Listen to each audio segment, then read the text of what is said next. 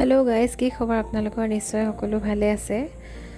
আজি আমাৰ দুপৰীয়া সাজত আছিলে দাল স্পেচিয়েল বুলি এইকাৰণে কৈছোঁ, ভোজত যেতিয়া দাইলবিলাক দিয়া হয়, যিখন দাইল হয় বহুত টেষ্টি লাগে।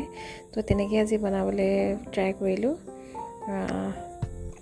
শুকান জলকীয়া, পাঁচফোৰণ তেনেকৈ দি তেল মাৰিলোঁ, অলপ মছলা ইউজ কৰিছিলোঁ।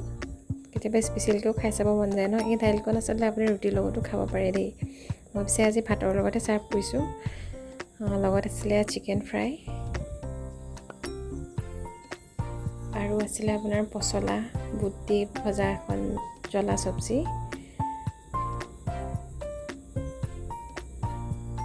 পচলা আৰু কাবেলি বুট দি বনাইছিলোঁ।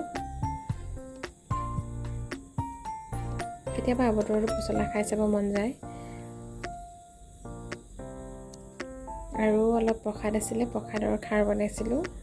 প্ৰসাদৰ যিখন খাৰ হয় সেইখন খাবলৈ বহুত টেষ্টি লাগে।